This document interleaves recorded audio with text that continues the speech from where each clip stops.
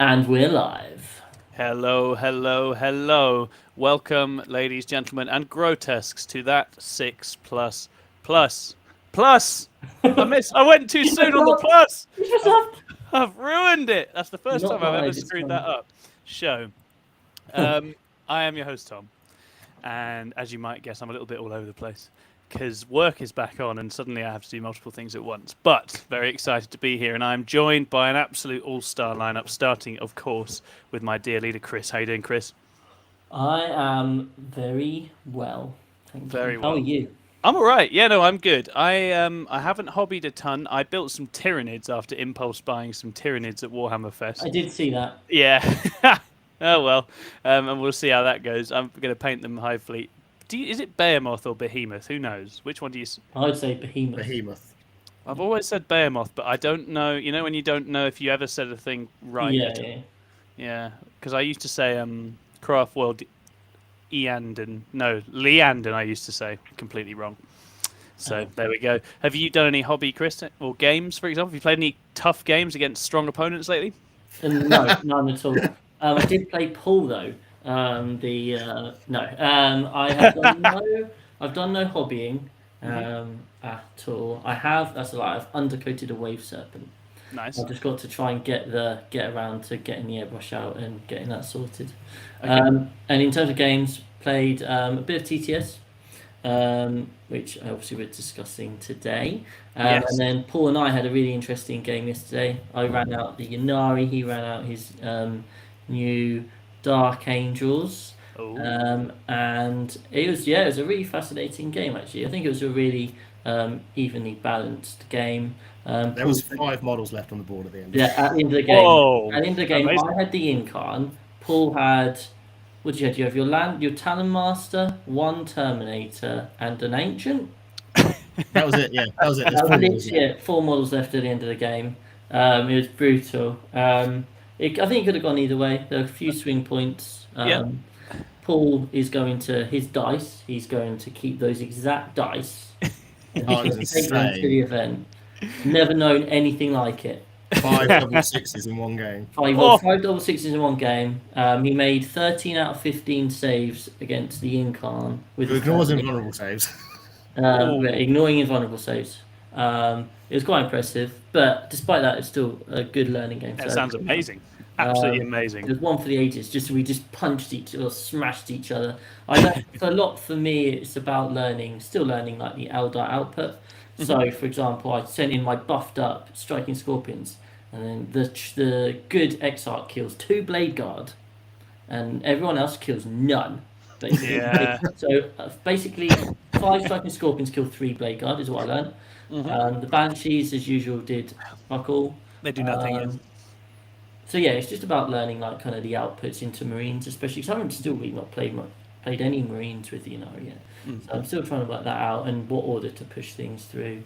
Paul's still obviously now using the out of line of sight shooting and more of a mix list, so he was like learning how to where to position things and where to direct. So no, it was a really cool game, good learning. But yeah, no hobby, just a bit of playing, which is crazy because I don't really ever practice these days. So. Yeah, very nice, very good. And obviously, I mean, as alluded to, Paul is here. How you doing, Hello. Paul? I'm very well. Yourself? Did you enjoy your game with Chris? Oh, it was amazing. I had great fun. Oh yeah, he was just like, I love this game so much. Double 6, feel no pain. Double 6, feel no pain. 2 melter shots have gone through on the wave serpent. Double 6. Double 6 of damage. You've rolled an 11 on your cast. Double 6 deny. Double 6 damage is the only way to kill a wave serpent. Double 6. So I had the wave serpent out. I was like, it will be fine. Yeah, What's the worst that could happen? 2 shots, and he's got 1 wing left. Excellent. That's good.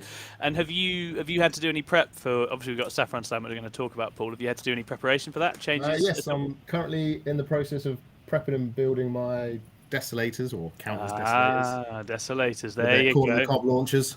Yes, love that. Very good. Love to see it. Super cob. That's what you want. On the painting table at the moment. Hopefully get them. I need to get them all ready for the weekend, but I've got some days off, so I should be easily bang them out. Aaron says that doesn't sound very bang average of Paul, and I have to agree. But Paul isn't a bang average kind of person. Paul, I'm not. No, I either play very. It's a swing basically. There's no middle. Excellent. Well, we'll come back to you because obviously you're on a bit of a learning journey with Dark Angels right now as you move from one state to a new state. But I would be loath not to introduce the very best of our guests tonight, the one and only Ed. How are you doing, Ed? Yeah, not bad. Demoted Ed from last week. Demoted from host. Well, I mean, he did a Upgraded wonderful to the job. very best guest. Yeah, exactly. That's Okay, it. yeah. I'm buttering him up because he did a great job last time. I caught the end of the show live as I was walking home from work, and I just thought you guys were brilliant. I really, really enjoyed it. So it was always nice to know that there's people who can step in and do better, if anything. So that was great. What's new in your life, Ed? Have you been gaming or hobbying at all lately? Oh, it's been a really, really tough weekend for me. I had to travel down to Windermere on Friday. Okay. Spend a really nice weekend with my family. Ugh. The weather was good. We went hiking. There was a hot Fresh tub air. and an indoor pool. Oh, It was difficult. I did end up sunburnt because nobody packed suntan lotion. Funnily enough, the weather was expected to be rain and more rain, so I bought a new waterproof. Didn't use it apart from sitting on to eat my sandwiches, but I didn't pack any suntan lotion. I did Dangerous. take some custodies with me. Who oh, are, nice. Yeah, and well, not to play, just to get painting. The Yep, light yep. is terrible here. You may be able to see that's a gun in his hand because I'm converting up some Sagittarium. Oh, cool. Because it's cheaper than spending an extra 40 quid for Yeah. a few bits of resin. And I haven't actually had a chance to play any games this week. Weirdly, that's I don't know why there was. Have you organised any games though, Ed? I don't know what you're talking about. No, I don't think I was able to organise one. No. Right, I stood Ed out. This is the important part. I stood Ed out by accident, and it's worth saying in a domino effect here, what I'm going to do, what all good people do, and push the blame somewhere else. I was stood up by Jamie Clifford, which then meant that I was at a loose end and jumped in on a game with Jack Asher, which meant that I then failed my overlap game with Ed. So I'm sorry. This is the perils of TTS, where it's almost too easy, and like all digital things, it just becomes a force for ignoring and neglecting your friends. And I'm sorry, Ed, that I did that to you, and I'll never do it again. But I was just too scared that you were going to dunk me with Grey Knights again, like you did last time. I didn't play custodies because I really need to learn them for this team event. Right, we'll make amends. We'll get that done. We will get that done. Yeah. It's definitely a good way to play them. But it just playing MSU custodies my brain doesn't understand it yet. It will, but right now I'm like, the fuck am I doing? Run it all. Charge everything forward, see what happens. Yeah, absolutely. I mean, the last time I played custodies, I had a brick of 8, a brick of Yeah. 8, and a brick of 7, and that was go all the way in, Yeah, and that was a great time. yeah. I love the big bricks, the golden slabs.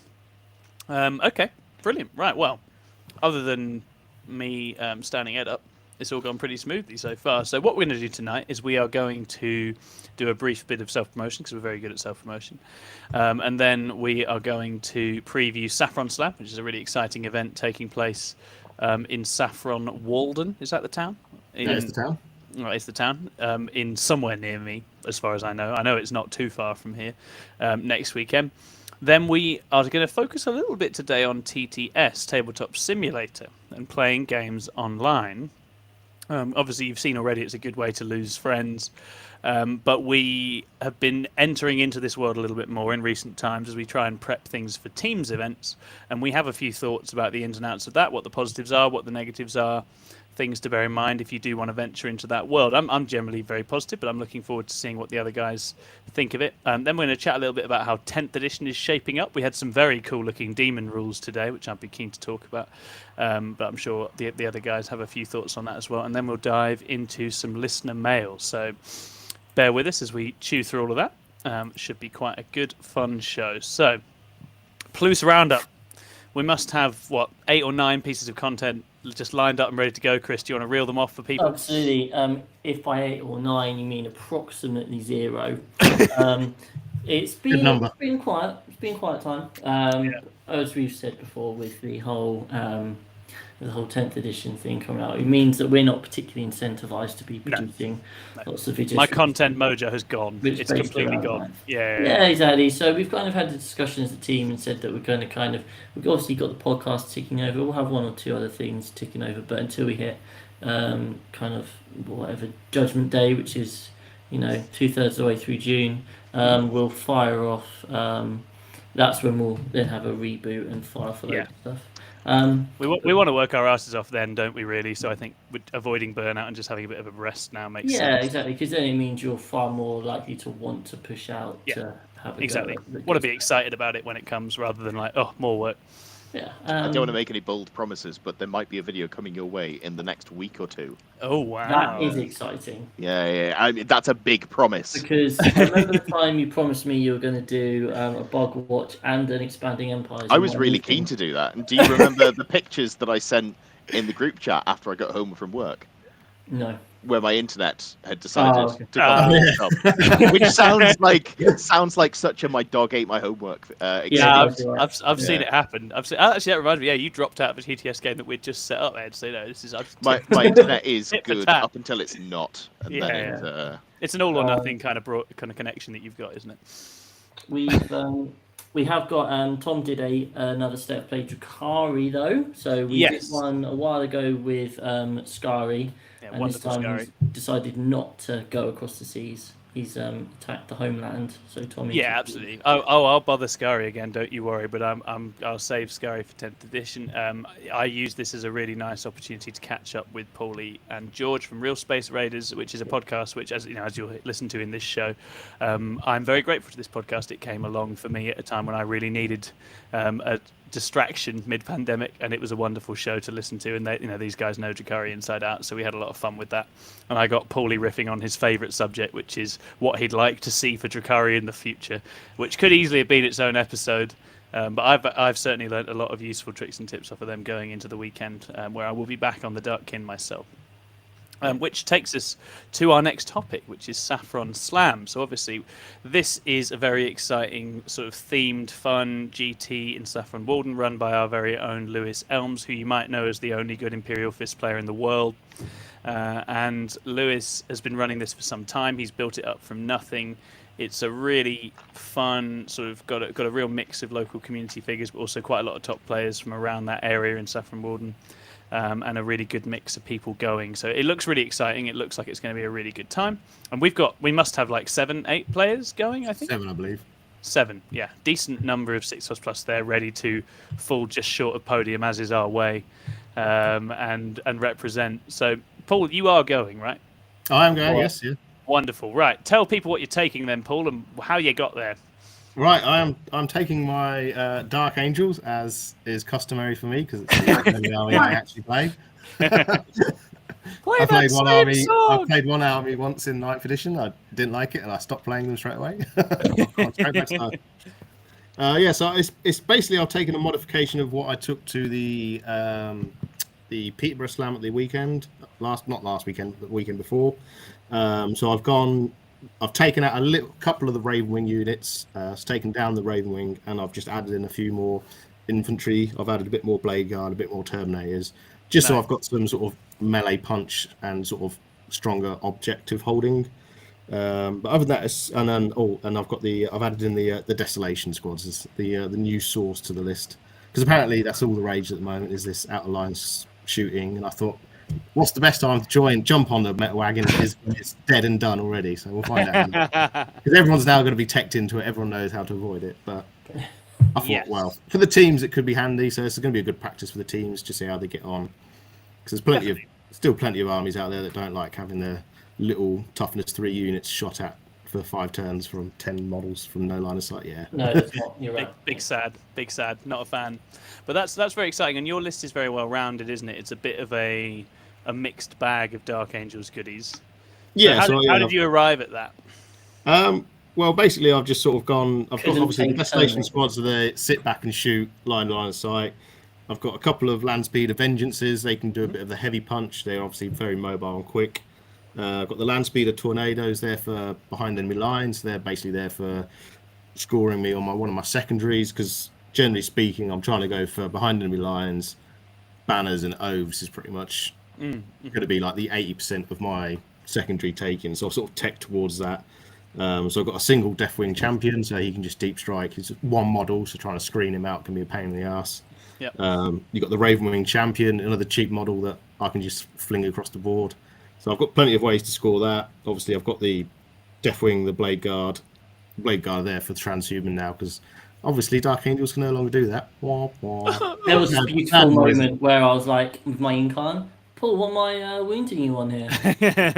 Twos. Two. Oh, you've made all your saves anyway. I made all the saves. It doesn't really matter. I was like, screw you. Yeah, the Dark Angels gods still watch over Paul. They really as do. of the loyal devotee that he is, they're not going to let him down just because the rules writers have tried to fuck him. they do. And also, it turns out that 2 Talon Masters with AP -2 and +3 movement through the whole game, being able to advance and shoot, is just they're just so crazy good. bonkers. Yeah, they're just Absolutely so good. bonkers. Yeah. They I literally do about absolutely 90% of the work. Yeah, of the army. the cutting edge that they provide across the game, whilst making it actually very difficult to get them back, is just remarkable. I think I would never leave home without 2 in a Dark Angels list. They just feel so useful to me. And Azrael's just there because I think the new model is absolutely beautiful, so I want to use it, and he just gives me some extra CP, and I just want to get him in combat and kill stuff. So far, he's done nothing. Yeah. Excellent. That's good. That's to be expected, I think. But no, he's all right. He still hands out an invuln, doesn't he? He's pretty useful in that sense. Yeah, so he hands out 4+ invuln against shooting to core infantry and biker units. It's very nice to have. Guard.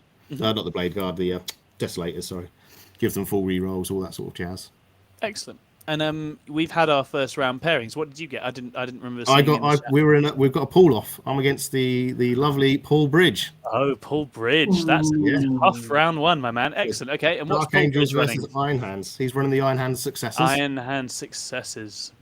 But Nice. he has gone for a different one. He's gone for Warded and Whirlwind of Rage. So he's got the 5-up Feel No Pain against mortal wounds, which is really good because I've only got one thing in my whole army that puts out any mortal wounds, and that's Azrael. Azrael on a 6 to wound, so you'll get all the benefit of that one.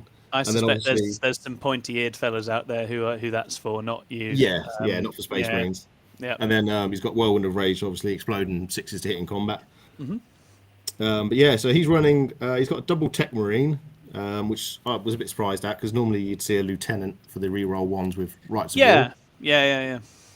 So I don't know whether he's just trying out something different or if he's just gone for a slightly toned down list for the. I guess it's lots more +1 to hit on vehicles if he's got vehicles. Is it? Well, he's got he's got a Contemptor Dreadnought and he's got a Whirlwind Scorpius, so they can both. Yeah, so it's giving that good accuracy from hiding, isn't it? Making sure the Scorpius is still hitting well. Yeah. So that we're hitting on 3s. The Contemptor will hit on 2s and. He sounds quite tooled up for the mirror, if I'm honest. Yeah, he's got the 20. He's got 20 Vanguard vets with different loadouts of lightning claws and storm shields and grav pistols. He's got a double Blood Speeder Tornado, so we can have a tornado off. Mine are better, obviously. They move faster and have an invuln.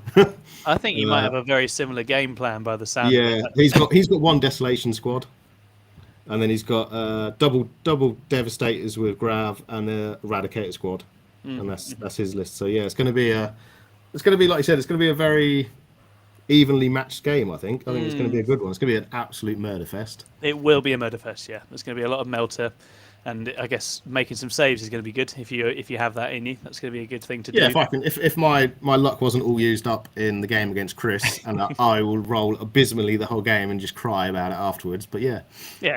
I'm just going to blame it all on the dice. So if I lose, blame it all on the dice. Yeah. And Saffron's all about an atmosphere, so I think if several of us can have a massive flipping sulk round one and just throw our toys out the pram, try and get the terrain changed, cry, bitch and moan, call Lewis out on social media, all that stuff, all that really classy stuff that people do.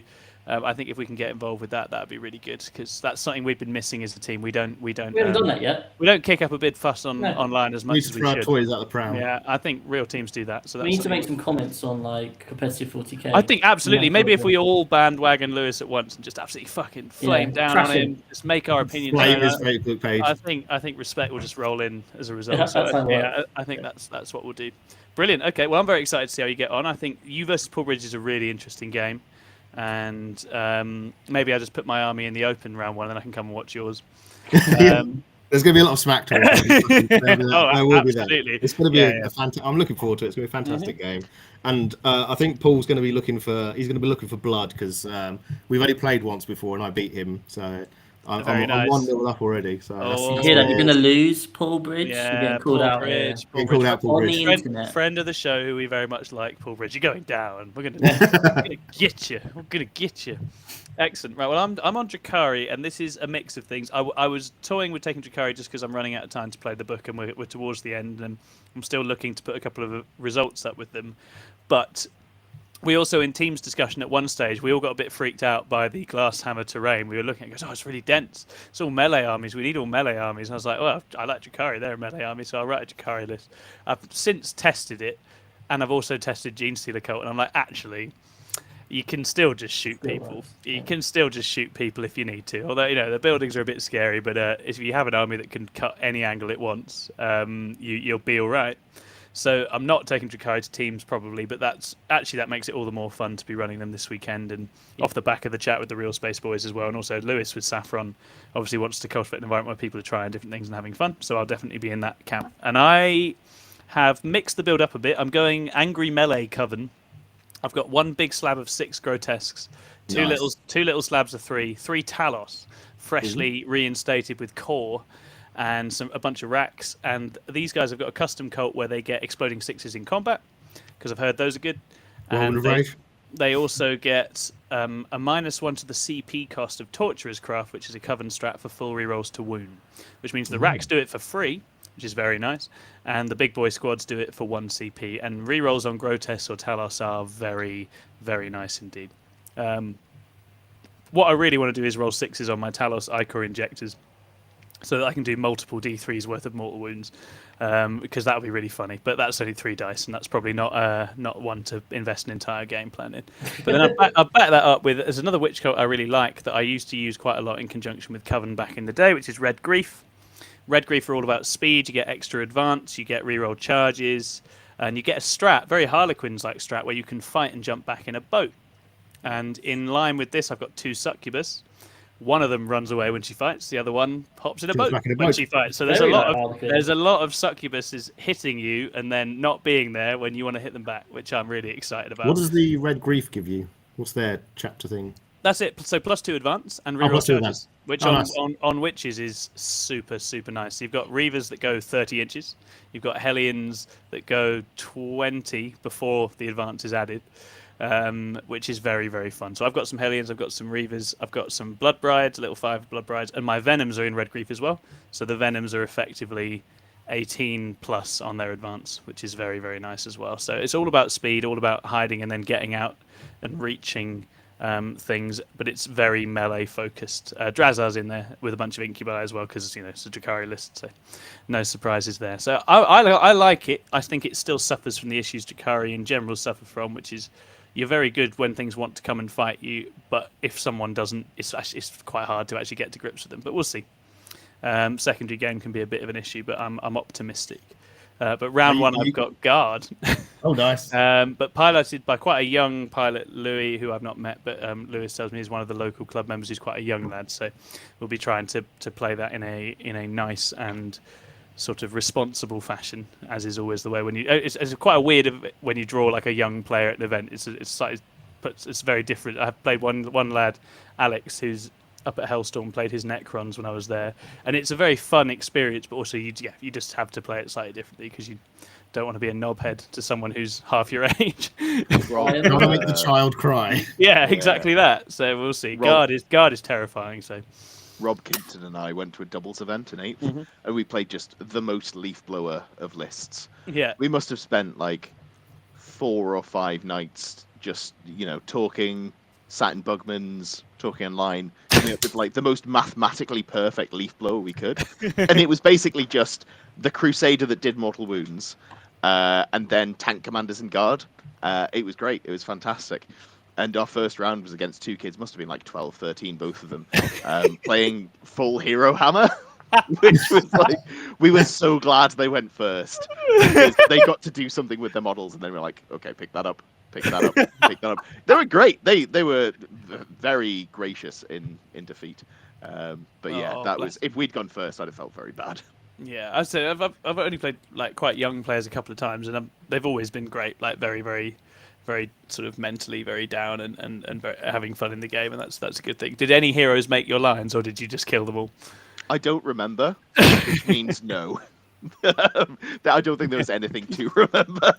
Justin says, "I can't wait to hear how this young guard player just annihilated you after you tried to play nicely." Justin. That's exactly how this goes, because it's exactly that. You know, it's sort of you can play all be nice about it, but his list is literally going to absolutely demolish mine if mine is anywhere near its site. That's the nature of it. The Finial so good into Drakari because all the Coven are 6-up saves, relying on a feel no pain they don't get. That's not an ideal situation to be in, and I don't love mortars. So we'll see. As I say, it's it'll be an interesting one.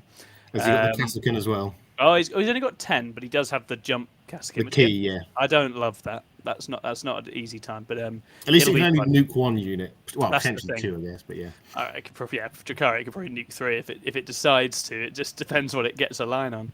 But it'll be a really interesting game. He's got a Rogel Dawn. I love the Rogel Dawn. Such a cool tank. So yeah, gonna be intrigued to see. And yeah, Justin, I'll be on here next week telling you how I got completely destroyed. Okay, I mean that's Saffron.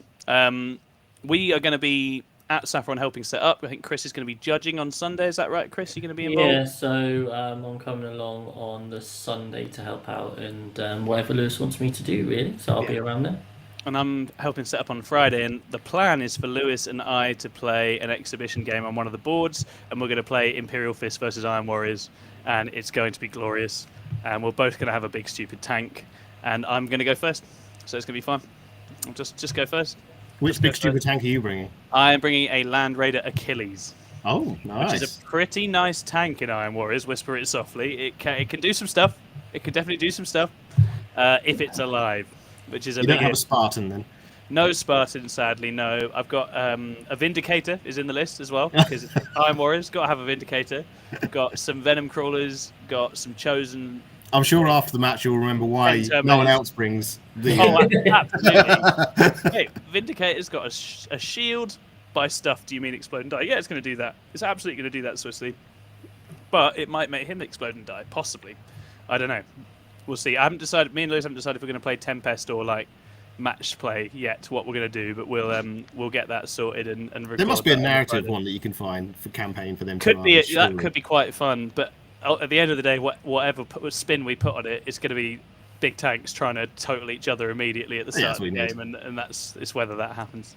We'll find out, and we can both talk about how much toughness 12 we're going to have when we run it again in the new edition. Maybe toughness 13. Might be. So yeah, really looking forward to Saffron Slam. We've got a bunch of people going. If you are going and you are a fan of or a friend of the show, do come and say hey. Well, I think my outside pick to win it is Tom Douche, because I've not seen Tom Douche at an event in a while, but he's a very good player. But obviously Jack Tight, the force of nature that is Jack Tight. Coming off his win at Peterborough as well. Coming off his win at Peterborough will also be there, and you never bet against Jack Tight. So we'll have to see how that goes. He told me his list as a team, we always bet against Jack Tight. It might we, be right, well, but... Sorry, we always bet against him, but we haven't got any money off of that. You know, we try. We absolutely try. Jack, actually, shout out to Jack Tight because he was very kind. He saved my bacon. We played a game, and I lost it by a couple of points, and he saved my pride by saying, "Well, in WTC scoring, which we're practicing for, Tom, that's a draw." And I was like, "Oh, thank you, Jack. You made me feel much better." Oh, that actually reminds me, before we do the TTS discussion, I had an Above and Beyond award to give out because our very own Aaron Wilson was at Home Turf this weekend. Now, Home Turf is a little local 1K event next to me and Aaron, where we live. And we're not giving you any money, Jack Tight should. And Aaron and I went to the last Home Turf, and we had a good time at that.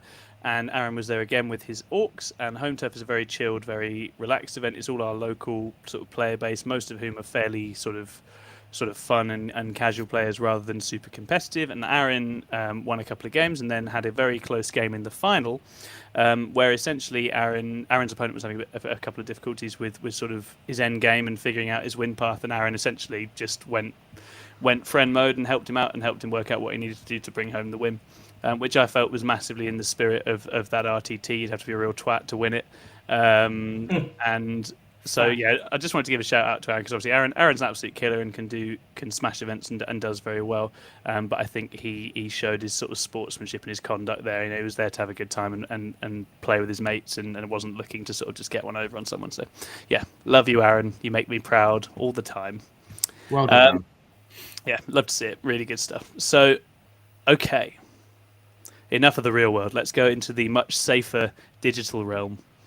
Let's retreat into the return of computer gaming because we've all been playing Tabletop Simulator in recent times, and it's been an interesting experience. I mean, how have we arrived at this? Why has this happened? Do you think? Why have we started playing TTS more in recent times? What has given rise? You all live so far away. That is the primary answer, right? we've got this sort of multinational team now.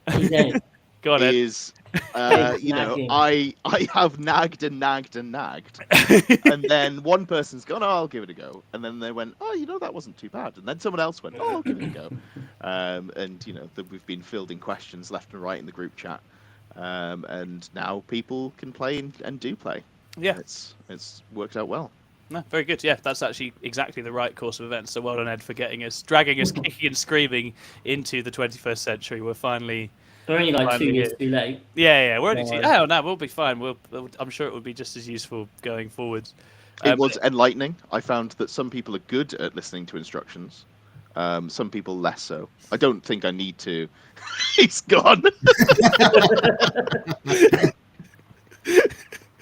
It was like several times when he was helping me set it up where Ed just told me not to do a thing and I immediately there was only really one that stands out, which is where I was like, right, mouse over the 3 buttons, do not click anything, and then you clicked load and the map just disappeared and a table with terrain formed. You're like, oh, start again. Man. Yeah, so good. Now, you were a very patient teacher. You'll be pleased to know I'm now able to do Yellow Scribe all by myself, and I've sorted the lists out with that as of the last few days. Because I don't think it's really your fault, the issues you're having. It seems to be weirder to work out on iPhone for some reason. Yeah, I don't know. I think the last time I did it, what I realised was when it says copy and paste your code, it means it because there seems to be a hidden extra letter that isn't visible.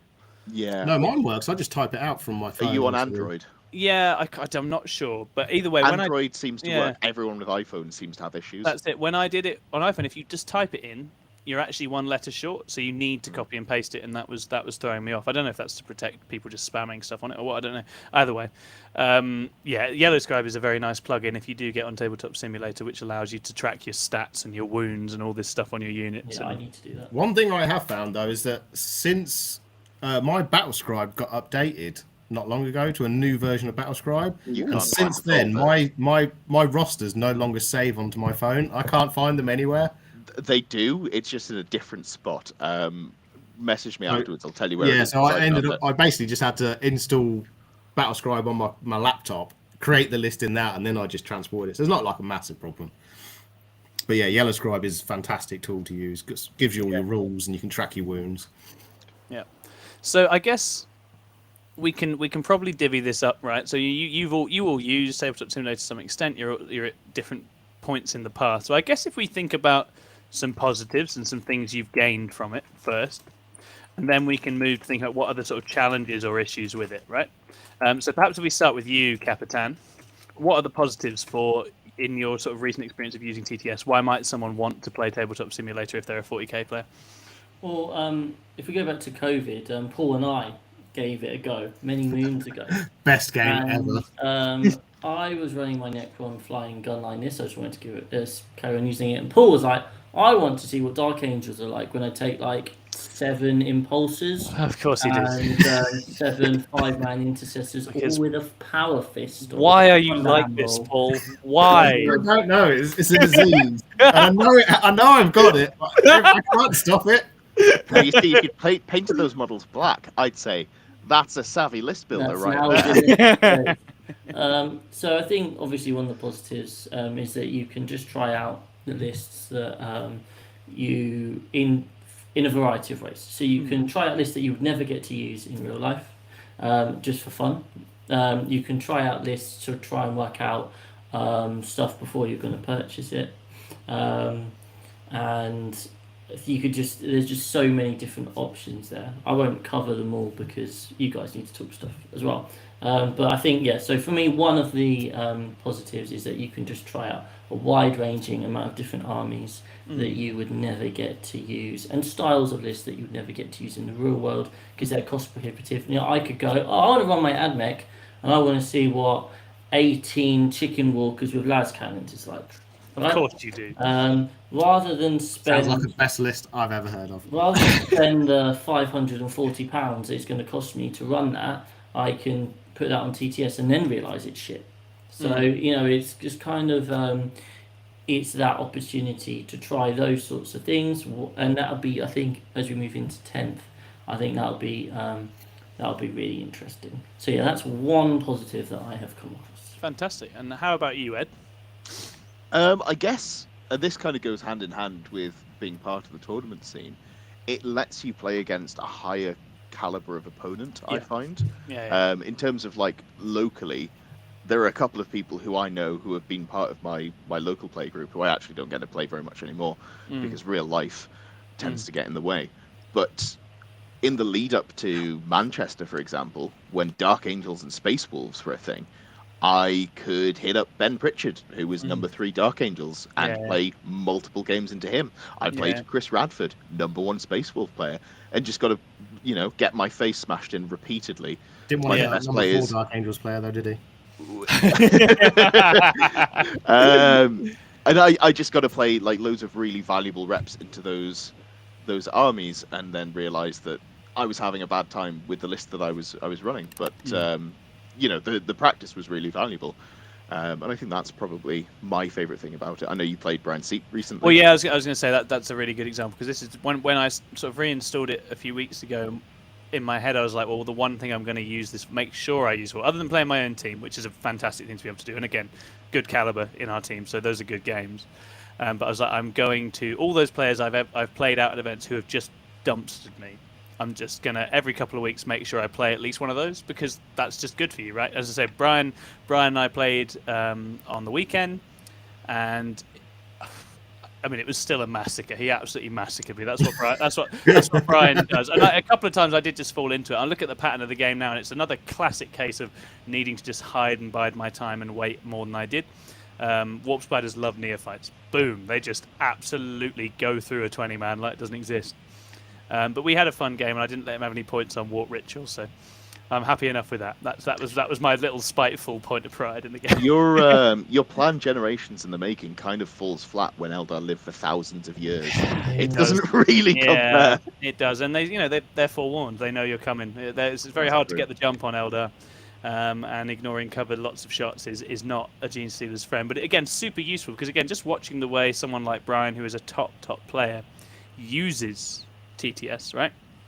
He's drawing lines, he's looking and anticipating the different places stuff I can drop in can see, where it can point. He's using kind of screening. You can put like circles around your units to show how far they can screen out, using that in conjunction with lines on ruins to say, well, if I've got this there and that screen's there, you can't hit. It's just quite remarkable the way in which you can actually use it as a tool to think about your opponent's kind of firing lanes and to draw your own firing lanes as well. Was really, really interesting and very impressive. And of course, he's just such a wonderful sort of player of the game to get to play. And chances are I just don't hit Brian at events. I've played him a couple of times, but it's not likely, right? So yeah, I think that's a real strength of it, as you say, being able to go and play those difficult games, because this is something we always say, but it could not be more true. It's like the people who make you feel a bit like you've got a lot to learn. Those are just the people you should be playing, right? You shouldn't shy away from those. You should go and play those games, because that's where you develop much quicker and learn so much more. Just to piggyback on that quickly, what you were saying about the auras and the line of lines he was drawing, that's where TTS can really help you step your game up, because that's what these players are doing in their head, or using dice, which is much harder to visualize. But when you can see what they're seeing, it suddenly makes you go, oh, hold on.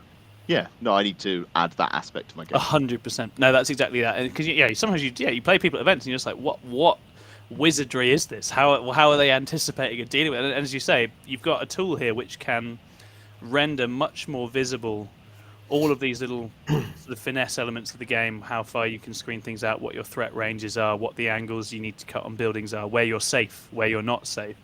And it's super, super useful to see that in that form. And then, as you say, take it into actual physical games. How about you, Paul?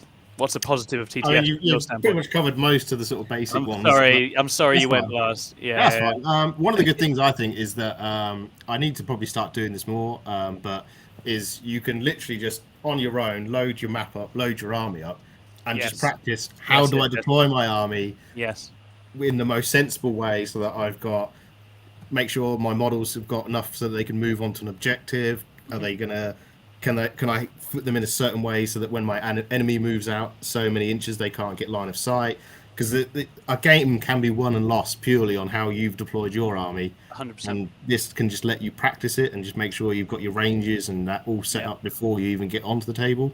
Yeah. And I know a lot of people do that, and they'll go through all the maps in the map pack and just go, right, this is how I'll deploy my army in literally every single game, regardless of what the opponent does, because they know that this is how they're going to play their secondary game straight off the bat from there.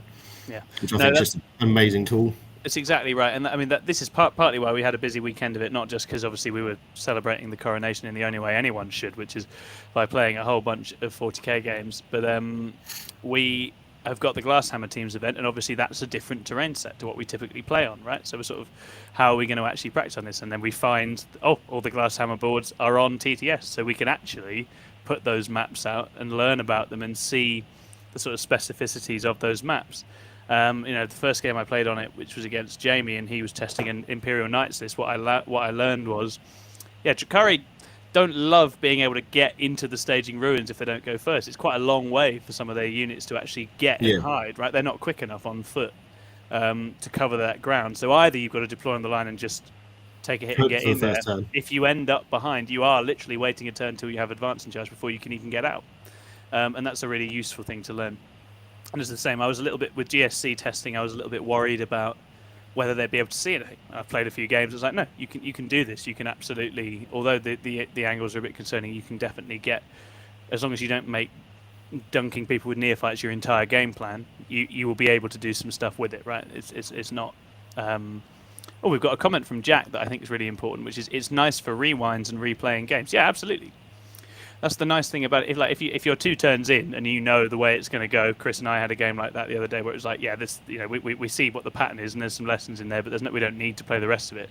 The nice thing is you've not driven to your mate's house and you're sunk in and you're like, well, I'll play 3 more turns. You can just call it there and then do something else and re-rack. And we played across the team that day and swapped up teams and pairings a little bit, and that was really fun. Havoc also said, most of my playing 40k has been through TTS because I live so far away from my friends. It's fantastic. And again, as a tool for connecting you to people you really want to play, I think that's awesome, and it's really nice to be able to do that. To Sagoff Jack's point, it is, I think as well, and this is more of like a intangible, I guess. It's emotionally, to me, feels less like 40k. So it's much easier to play practice instead of going, how am I going to win this? So a lot of the games I've had, for example, when I was playing Tau, when Tau were really good into, say, Space Wolves or what have you, I'd say, I'll go second in this map. This is a difficult deployment, or we'll play on this deployment because this is the best map for you, and it gives us an actual game where we can limit test here. So you can actually practice the things that need practicing instead of just turning up, rolling some dice, and then going, I think I learned something. Yeah, completely. And I think it helps you to be a little bit detached from it, right? In a way, and to have that mindset of this is learning. And again, this is exactly what Brian said when we turned it the other day. It was like, we'll learn how this goes and we'll learn what this does, because he hadn't played into Rusty Claw. He had no idea how that was going to go. And so that's really useful. And you can see why top teams do so well through that kind of studied, assessed stress testing almost of different situations as well. Let's talk then about just quickly before we do go on. Paul's got one other good thing about TTS, and I'm surprised no one else has mentioned it, is that if you get to turn 2 and you're realizing that you're being smashed, you flip the table. Flip the table. That is the best feature on any game ever, the fact that you can just flip the whole table and just go, screw this, turn it off and walk away. There are some very fun features like that on there. Another thing there's a little like portal that you can throw old dice away on. I like just chucking my deletes opponent's models in there as well. It's fun, just like to permanently delete your when tank I or was whatever. playing Ed, while he was doing his last turn, I was already lost at this game. I went off to the corner and I took one of his Dread Knights and I enlarged it so it was like nearly as big as the table, and then just dropped it on top of it. And what did you say? You said, here's a Warlord Titan or something. A huge Nemesis Dread Knight just appeared on top of the table. So good, yeah, exactly. You do get some fun moments of that sort. I think when I played Jack the other day, and you can put like different like markers and angles down. He put some down, and I don't know what happened, but it just flipped one of my trucks, and the Kellamorph had been perched on top of it to show he was in there, and the Kellamorph just fucking flew like 300 meters across this digital world and just hit a wall on the other side. It's like, oh god. Okay, well, so we've got one more comment. We'll just field that from Havoc. So I love dice rollers on the Samsize maps too, where it organizes and shows how many of each dice result. Havoc, I completely agree with you. And actually, for someone like myself, I've said this many times, but I can't stress enough. I'm not like a natural odds and outcomes person.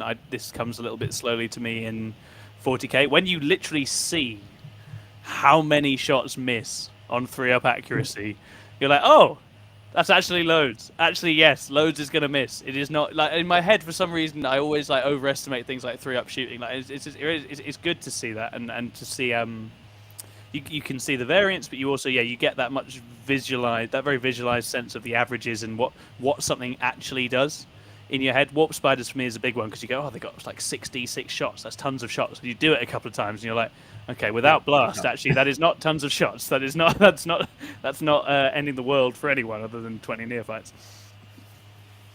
Okay, so we're going to go towards the challenges. Things to bear in mind. What are the issues? Downsides, even negatives. Whatever you like. Paul, you get to go first because you were at the end last time.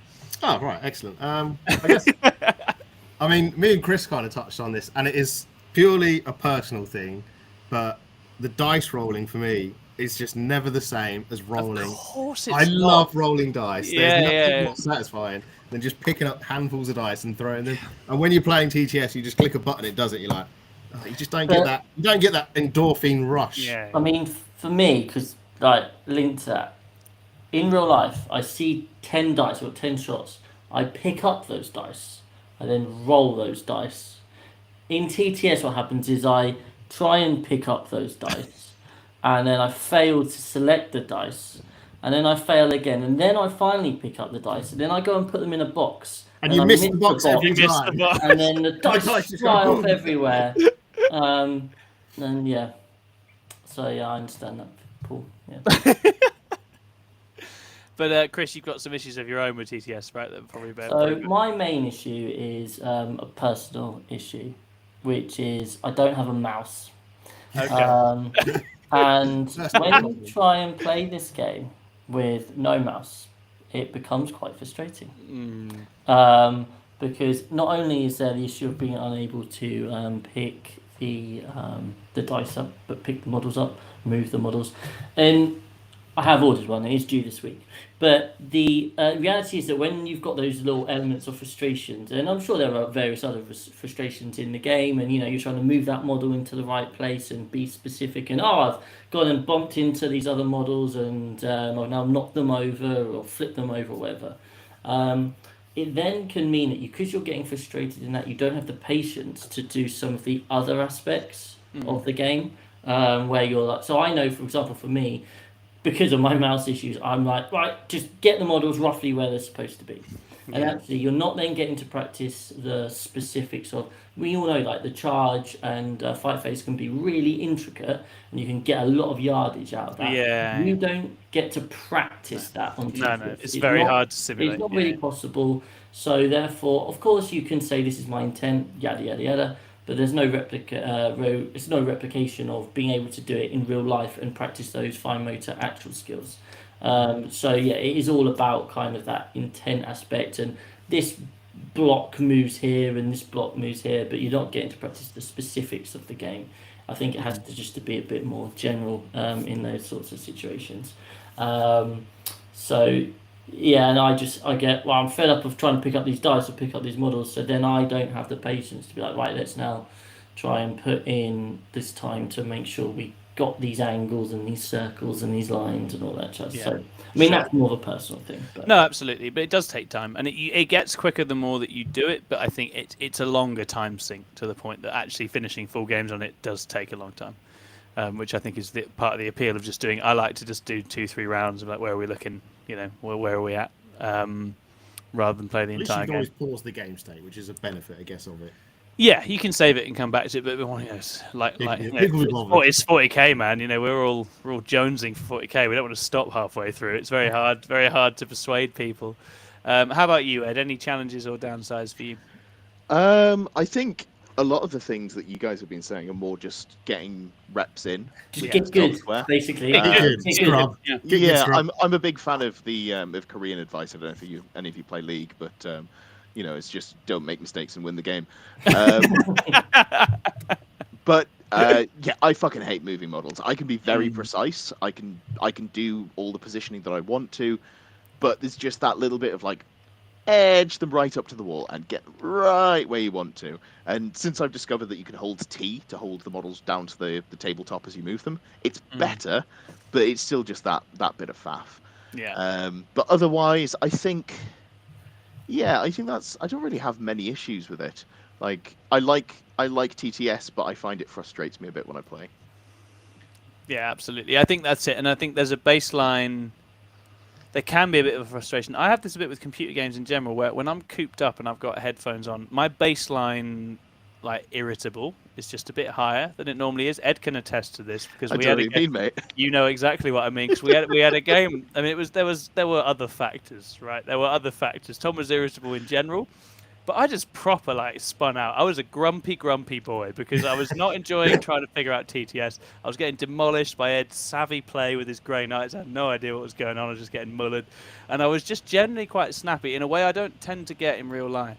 And I've always had this with games where, it's just something about headphones on in your room just doesn't feel quite the same, and I'm a little bit guilty of being a little bit more at risk of getting a bit grumpy or snappy in that context. So that's a good job you don't have to put your headphones on and sit in your room every week for 2 hours on a Tuesday. That would be uncomfortable for all of us. As we saw 2 weeks ago, it can definitely get me whilst I'm doing this show as well. If I'm not careful, I absolutely went off. I can't remember. I was just slagging Jack Tight off for no reason. I was what do you mean no reason? I was absolutely beating our team. I was absolutely getting into the weeds with everyone for it. But it's just this is actually this leads me to I can't believe I didn't see that. Yeah. I need to go back and watch Tom's Villain. Yeah, I had to take myself out of it in the end. I was just like, no, I'm a sulky boy tonight. I need to watch it. It was probably in the same week that I played Ed, so I was probably just a bit grumpy. But I think it does take me to a general point, I think, with TTS that I have, which is that I think TTS, like a whole bunch of awesome digital tools, is an extra. It's an extra. I think it's a way of helping you get more out of a game we already play that's very much in person. And I think the game we were in love with is the one that takes us to places, makes us meet people, shake hands with people, be in the same room, talk to each other, socialise, and all the wonderful, very genuine energy that comes with that. And computer games are great, and they have their place. But for me, they never quite scratch that itch in the same way. And I think there's something about proper 40k and actually going out and hanging out with someone for the evening that's wonderful. The nice thing about TTS is if you're knackered. I mean, so this weekend, for example, I think I had Warhammer Fest the weekend before. I was like, last thing I want to do is actually go and travel and play 40k, but I'm well up for just pottering about at home and playing, a few turns intermittently with people. So it's really nice for that. Less back pain after a game of TTS, says Justin. That's certainly true. That is certainly true. But yeah, so I think I like it for that. But I always have it in its place as something that's helping you do something else. That I still think. I don't think it's a substitute for real games. Although it does make me curious about whether we tried to get like a 6+ Crusade going, and it was difficult because it's hard to actually get people in the same place. But I'm wondering, Crusade on TTS maybe. Find a bunch of like thematic maps. There's loads because people have made tons of them. And do some little Crusade games might be quite fun, but we might as well wait until they've made New Crusade or whatever it is they're going to do, New Sade, whatever the next version is. We've got a couple of other comments. So, Havoc says... I'm not going to let you get away with that. I love New Sade. I think that's really funny. I imagine just whole New Sade books coming out this time around. No. That'd be great.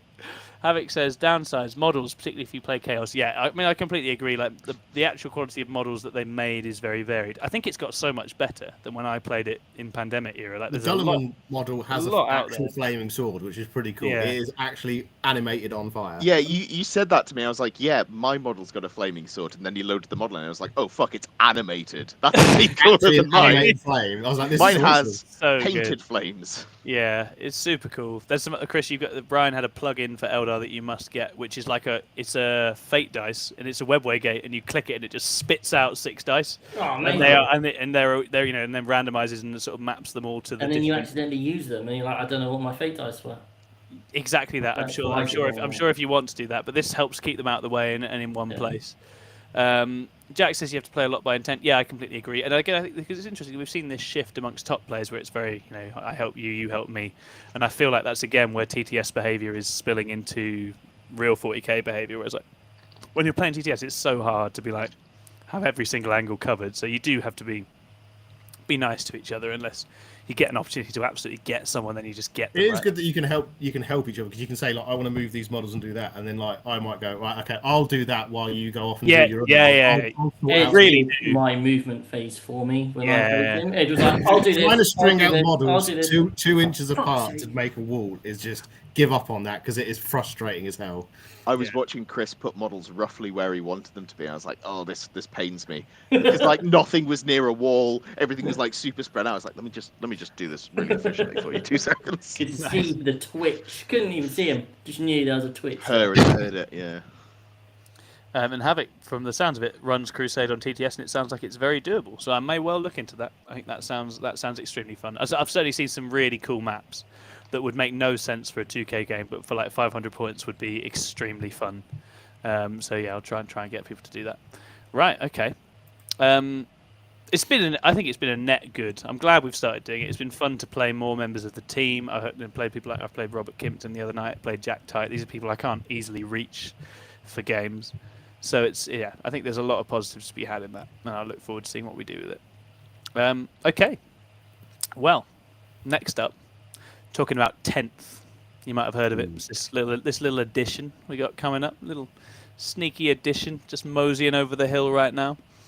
And we've had a few more updates on 10th and the shape of it. I guess what I'm going to do is invite each of you to comment on some things you've seen of how 10th is taking up and what you think about it. I'm going to let Ed go first because that's going to give you both breathing room. So Ed, 10th, what do you think, man? How's it taking shape? I am really excited for Necrons. If you have watched this show, you know that Chris and I are both really sad about 9th edition Necrons. Yeah. And the stuff that they've shown so far, I was like, everything here is cool.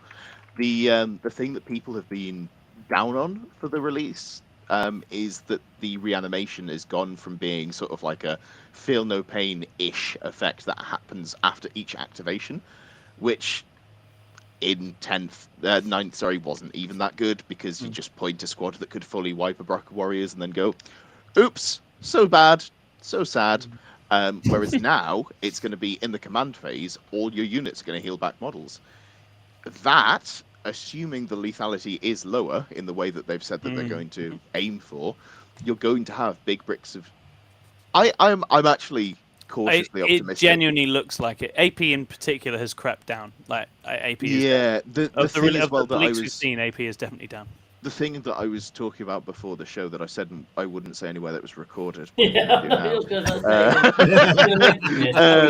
and then I immediately ran back as well. But despite the deserved sort of derision that they've had for saying that there's going to be less rerolls, because we've seen every data sheet going, oh, rerolls.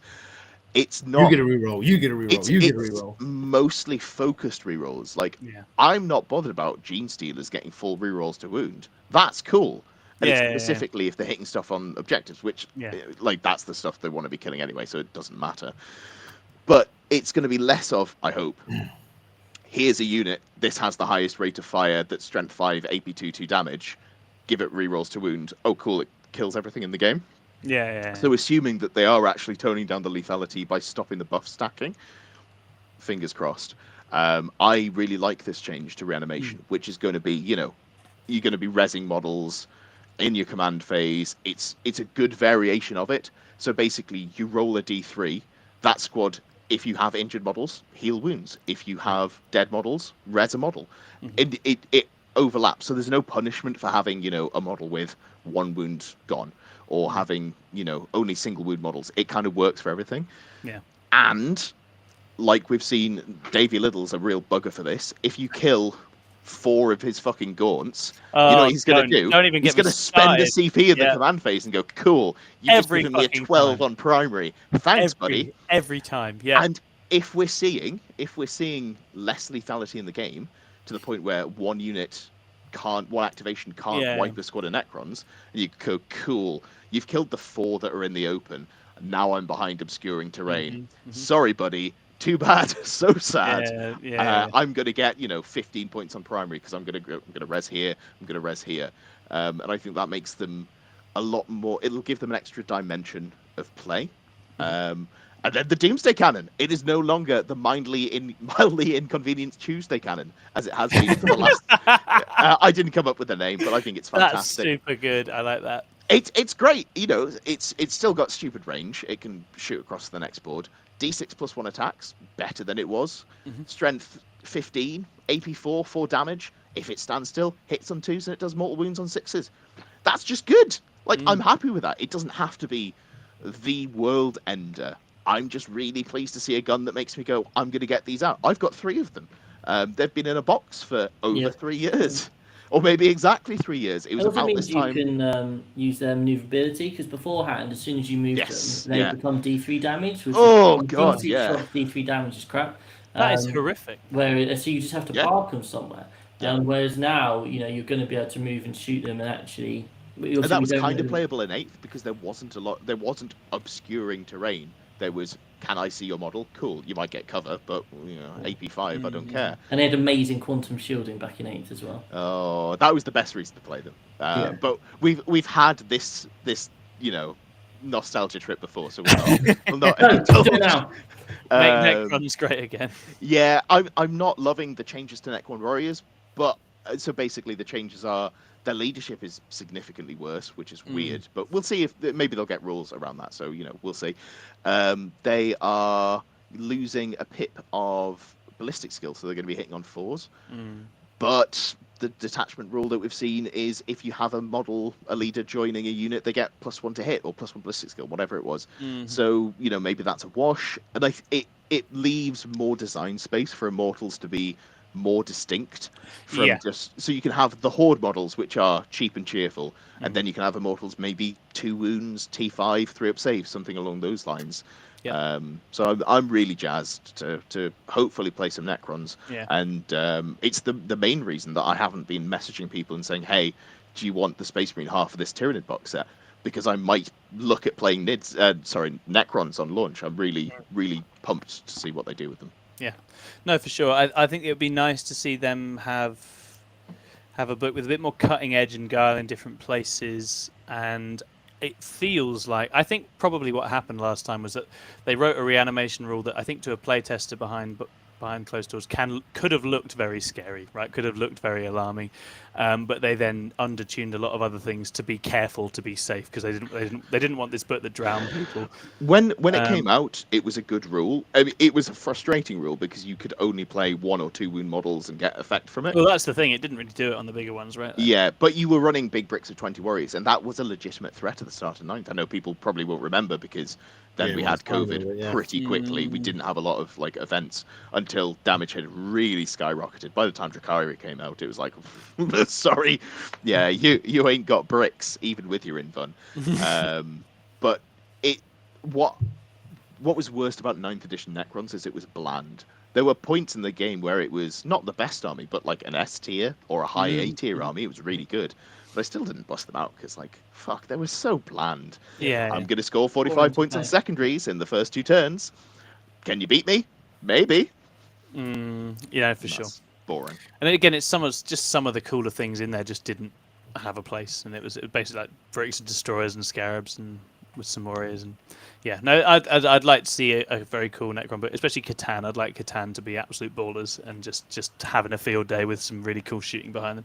I'd really like to see a Necron character with more than 3 attacks.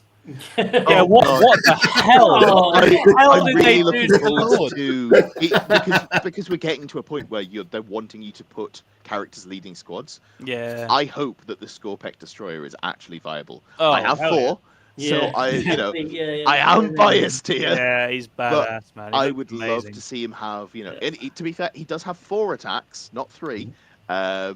But his good weapon is -1 to hit currently, so Yeah, you hits know, on 3s or whatever it is. it's okay. Just give him a warlord trait or a relic to make him better. Nah, they don't. You can't.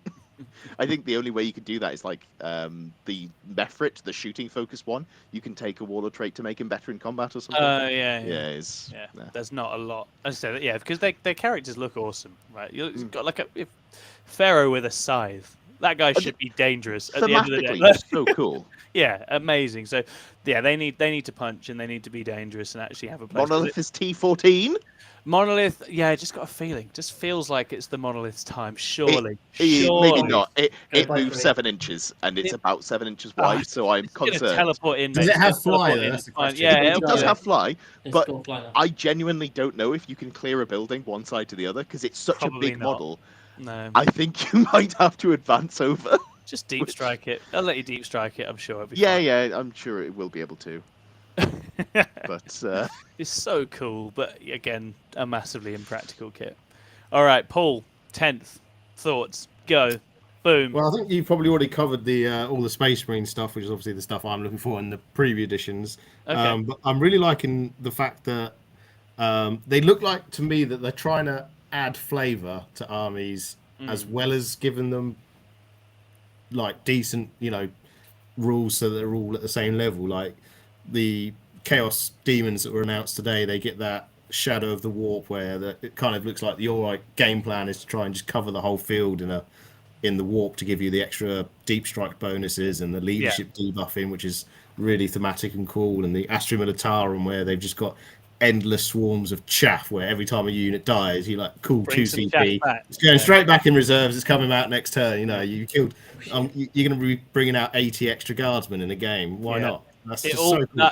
That surely means they're going to be a lot worse at baseline Oh, because yeah. I think it's they're going to be bringing a lot less back hordes. CP is the thing that we're expecting to see. That too Like, as well. Yeah. What I'm seeing floating around is that you might be starting at 0 and Zero getting and then one. get 1 every turn. Yes. Yeah, so So like these that are would these be are big plays. You don't an have entire the- battle round to get the CP. But it does say because it's be interesting to know what the interaction is with the Cadian shock troopers. It says that if they've got a Voxcaster, if you use a stratagem on the unit, you roll a dice and if they've got an officer nearby and a 4+, you gain a CP. So whether it works on a unit that's destroyed, because you are still technically using it, because it says you have to select the unit to use the stratagem, even though the unit's been destroyed. So if you can roll a 4 up, it effectively would cost you sort of 1 CP because you get one back at the end of it. It's a 5 up. But it's a 4 up if you've got an officer model within 6. Oh So you yeah, get adding +1 one to to your the dice roll. result. Gain a CP. And the stratagem says I don't think so because you on. Oh, I don't because it know. says when you use it, it says target 1 regiment unit from your army that was destroyed. So you obviously I target hate to be a negative Nelly, but they've already written a rule that is not clear for 10th edition. Oh dear. Oh no! I mean, it's probably clear in the fact that is meant to work. We just obviously it's hard to justify it. But Yeah, so you could effectively, if you can roll you use 4 army ups, rules on destroyed units? I would say no. Well, we'll find out. Maybe Oh. day 1 FAQ. We'll have to write to them now. Paul's already hacked the system. Classic Paul. Very nice. And also, I just think the Baneblade is not the Baneblade. What was it? The Volcano Cannon, because it just Yes. sounds Your favorite gun. absolutely. I mean, I think from what people are saying, it's actually gotten worse because it's got less attacks. And it still does the same thing. But I still, think any people are damage 12 understating. gun is just insane, in my opinion. There's an order for +1 ballistic skill, I think, and then Yeah, plus with the hit, I think, isn't it? With no, I shooting, think it's literally +1 ballistic skill, unless I've read it wrong. But then it's heavy. Oh, yeah, yes, plus one +1 ballistic skill, and it's heavy. So if you stand still, it's +1 a hit. So it'll be hitting on 2s. And it's got the new blast rule, so if you've got a 20-man warrior, it'll be D3 plus what? 5 shots. Or if you're shooting it into things you might actually want to kill with a big gun, like Terminator. No, that wasn't to be shitty, although it definitely sounded it. Shut up, you fool! But if we're shooting things that you care about, like Terminators, like your hopes and dreams. Yeah, absolutely. As long as we don't go to Age of Sigmar where damage spills over, and then that one gun just kills an entire brick of fucking neophytes. Perish the thought. Neophytes die enough as it is. Perish the neophytes. No, I think you're right though, Paul. I think it's the thing with this. The main concern, I think, the baseline concern I have is that if the index rules for armies are rubbish, then a whole bunch of players are stuck having a rubbish time for many months. But everything they've shown so far is demonstrative of quite interesting toolkits for each of these armies, right? So the demons today with the Shadow of Chaos, where they've got manifestation, there's a whole bunch of tricks and tools and traps in there already, that if you drop an edition where there's a bunch of indices, they've all got their own little interesting things and mechanics going on, that's going to be a really exciting time. And it genuinely looks quite complex and rounded, and like there's quite a lot going on. And that would be great, because I think, for a bunch of them, certainly for myself, I literally have none of the armies I would say I genuinely care about have any sign of a codex for the first probably the first 9 months of the edition. So that means that I'm going to be playing the shit out of some indexes. So they better be decent. Yeah, right? they better be good. Yeah, they better give it, at the very least, they need to give me something to get excited about. Right? The balance pattern in 9th, though, is quite reassuring for that, because they're releasing them as online data sheets. So, in theory, if something has really, if they've missed the mark massively, they could, in theory, just rewrite the data sheet, which would be super easy for them to do. Whether they will do, we'll see. That might just be copium. Yeah, no, for sure. But I think that's right, and we will see. They're more involved in that sense than ever before, and it'll be interesting to see. One thing I liked from the Demons releases today that I'll mention is extra attacks. Now, I like stabby things. I really like it's often been very hard to justify the sort of multi-melee weapon unit in the game at times, and you often see people taking dreadnoughts, it's 2 guns or whatever else. But actually being able to double up on big scary things with 2 weapons super appeals to me. It's not just because they've used a great unclean one in the example, which obviously I love a great unclean one, and I would love for mine to be even half passable so I can just shove them both in the middle and see what happens. But I think that's fun. And I think they mentioned Carnifex's Cavalry is an interesting one. There's going to be a few other units out there that can use multiple weapons at once in specific circumstances, and that's very, very fun, I think. Chris, 10th, go.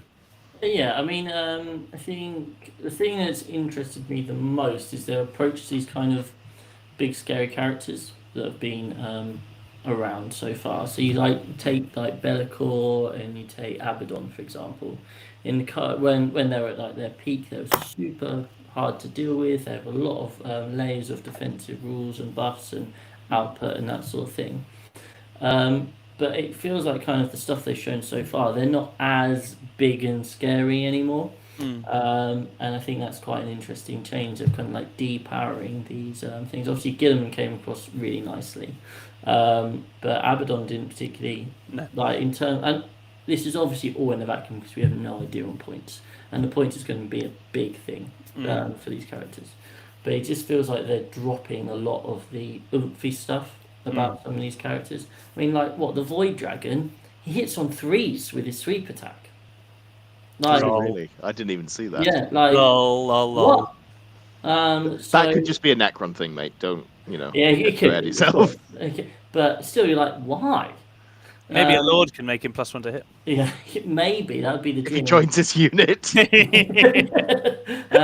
Yeah, so I think, for me, that's quite an interesting element to it, that actually there's a bit of a depowering of these things. So hopefully that means it will just be a bit more of a chess match in terms of different units being able to contribute, rather than being able to go, right, Abaddon's just going to run through you, and you're playing Tau, you've literally no way of dealing with it.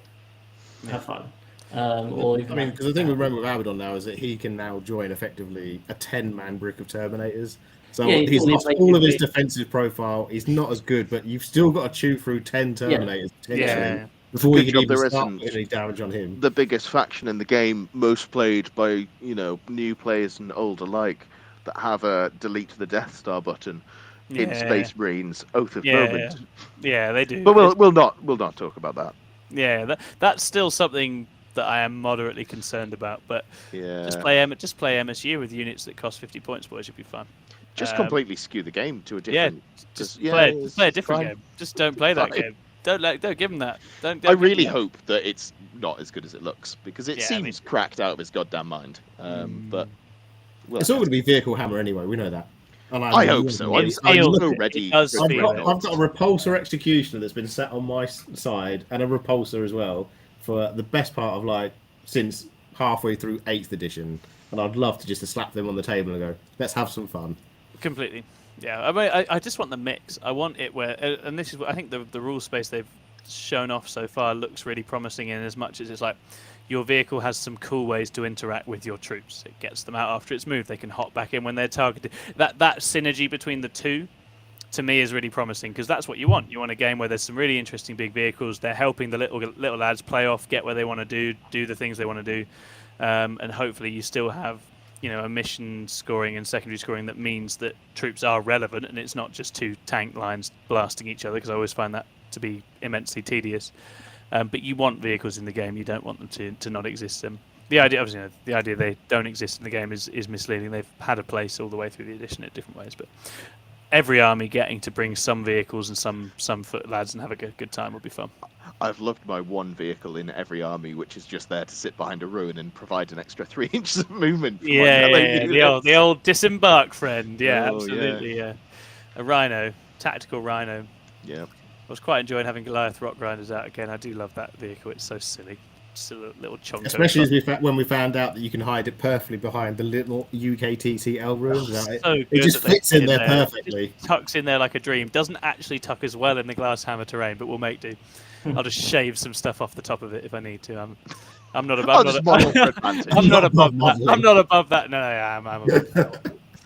Oh, fantastic. Habit had a comment I do want to just comment on, which was that concerns about loss of chapters, legions, craft wars. Now, Habit, I am with you, because I like the diversity of sub-factions, but I think ultimately what this will mean is that whatever sub-faction you love, you can run it across 3 different detachments, and you're actually freer in some ways to do different things with it. Now, in the long run, you'll know the detachment that was made for it, right? You'll be able to spot the detachment that's... Yeah, there'll be like a white star. Yeah, that's it. There's going to be detachments... A land speeder bike detachment. The tastes of particular armies, but the thing about this is that, and as someone who painted quite a lot of Night Lords in recent times, if it turns out your particular sub-faction is trash, but you still want to play them, you're going to have more options in this sense by trying different detachments out. So I think this is ultimately going to be freeing, but as a fellow fan of the weird niche little units and sub-factions, that will feel like a loss. What we're still waiting to see, we were chatting about this in the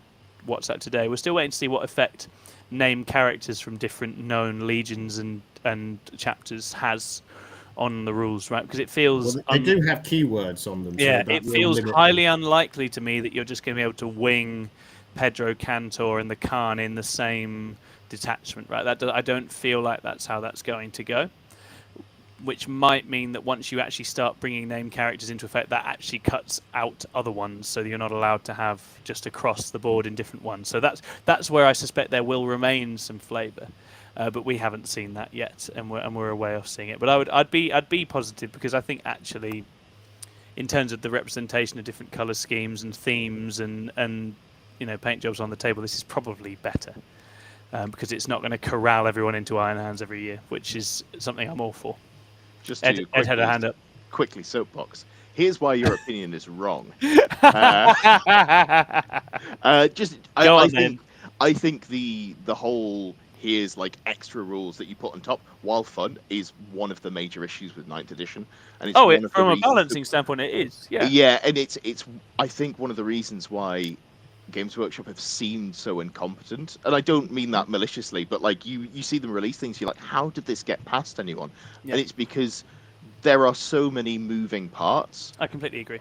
That when you stack everything on top of each other, and then something that they've missed, becomes good. Like, for example, the Emperor's Children list, everyone missed that for like a month and a half, and then LGT, boom, it absolutely took the world by storm.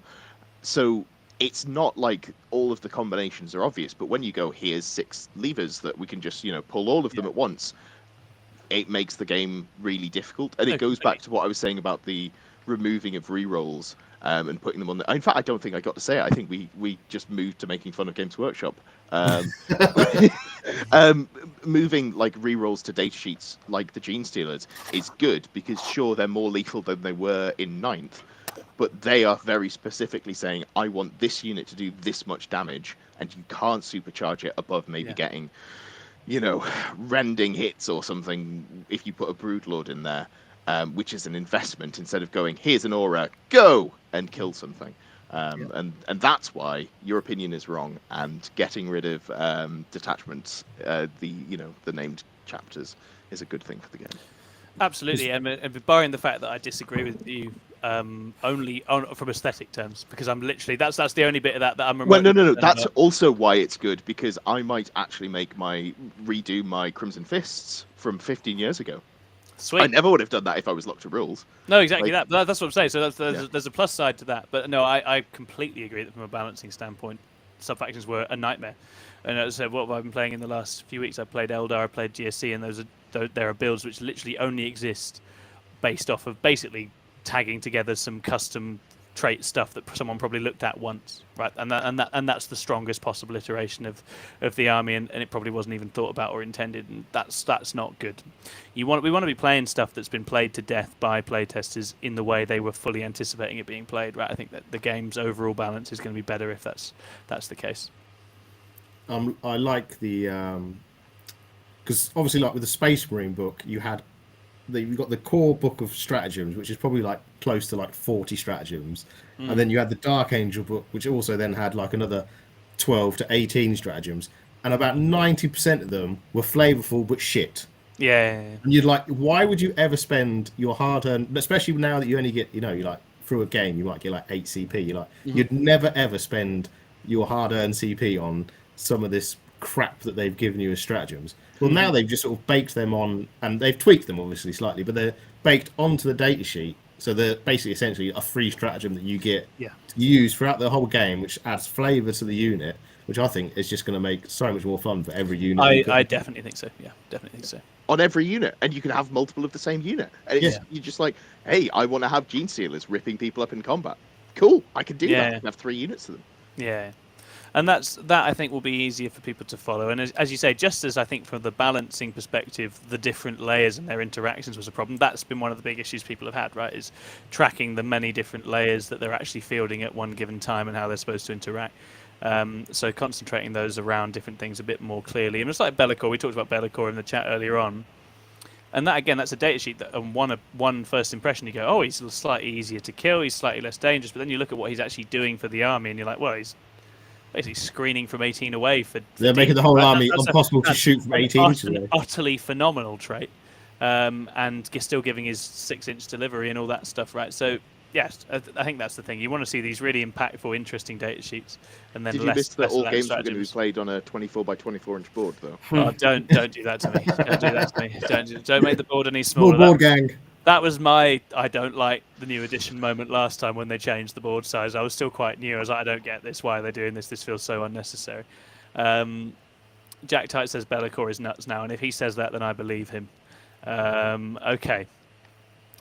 Evening. Oh, Paul Bridge is here. Paul Bridge. Paul Bridge, you've missed out. Paul Bridge. Paul Bridge. You've been called out, sir. The lesser of the Pauls has joined us. ready for his vanquishing at the hands of the true Paul. The Paul true Paul. The Paul of the light will battle the Paul of the shadow.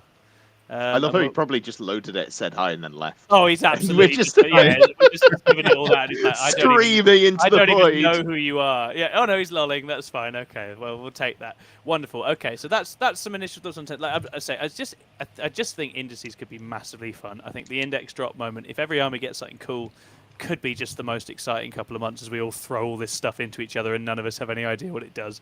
I think that could be really fun, and I'm well up for it. which means we're going to head towards. My money is on a pool, says Paul Bridge. Yep, safe bet. Paul to win. We're taking bets now.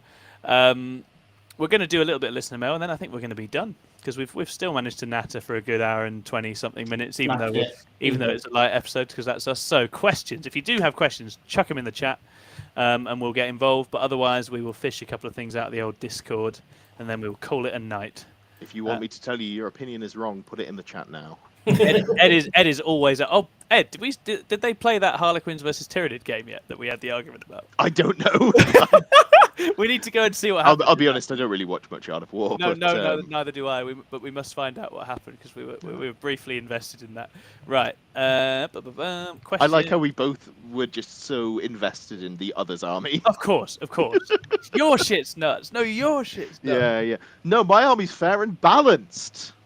Okay, so I'm going to start down the bottom because we have a very cool question from Just Make Stuff, which is, I'm at a Teams event this weekend. Any advice on how to navigate the pairing process? Now, this is Random something pairings. we ourselves are still quite young in.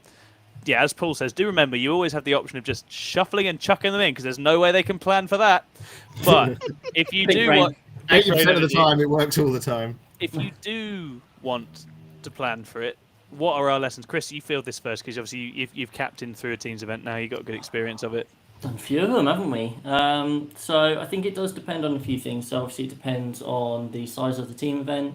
It depends on the terrain style as well. So those are things that you'd have. So it's a bit hard to answer the specifics of that.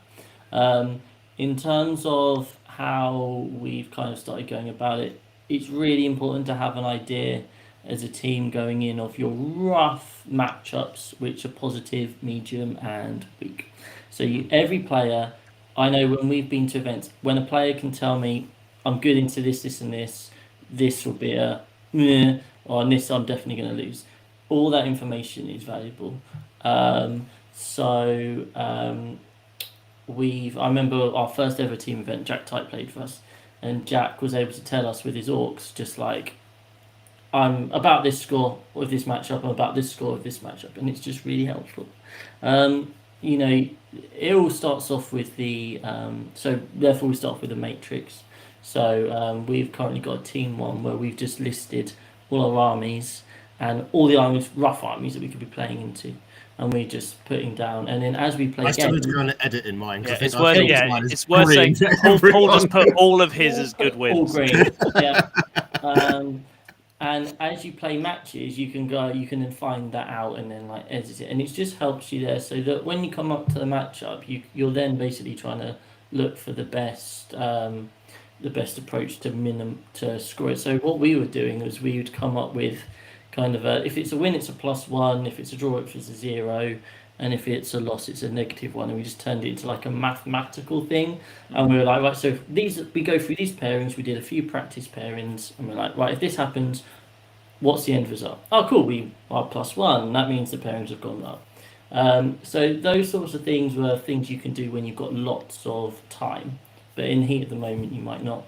It's basically about having a good defender that can basically not get tanked. It doesn't matter who you're playing. You want someone who will take anything on. Yeah, someone who can take pretty much anything and score reasonably well. One thing I've learned is that your first defender, it's as if once you get sort of more into the sort of like the niches and stuff, your first defender should be the one person who's got one bad matchup, because they automatically can then pick because they'll have to put in the bad matchup and a good matchup potentially. Yeah. They can then pick the good matchup, and then if you've got another player who's good into all of the things, they go as your second defender, because that's just the way. That way, you always get that favourable matchup. You can never put in as a first defender someone who's got two bad matchups. Yeah, you don't want to do it. So that's something that you have to avoid. And as Galmara says, you just need to avoid the 0-20s. Yeah, that's exactly right. So that's why your defenders need to be making sure they don't ever get 0-20'd. And then your attackers, obviously, you're trying to obviously create answers. I mean, I'm sure there's like hours and hours of stuff which the top teams could like kind of do episodes on. I think it'd be really interesting, especially once you get to like 8-man team events. where it's going, right, What kind of nutters would go to an 8-man team event? mini games within mini games. Well, yeah, I mean, at 8-mans, I have no idea, and I don't honestly just throw it down. Yeah, Who the hell knows? Down, I've got no idea what's going to happen with that many iterations. Even when we have 5-mans and you're trying to work out all the eventualities, it just takes so long. Yeah. You kind of just have to have a rough guess of what do you think they're going to start with. Yeah. And then you But plan try to have a sense at what the end game of the pairing system looks like, because that's something we've fallen down on a few times where we felt like the first round or two has gone well and we've done a couple of opportunistic pairings, like, we can make that happen right now, and then you get down to the end and you're like, shit, that means this is hitting this is hitting this, and you just need to be able to see the sort of tree as it plays out and try and protect those worst case matchups from happening as much as you possibly can. Yeah. As Gail Morris said, because those are the ones that lose you times. Right? It doesn't matter if you win a bunch of close games if you get the 20-0 on someone.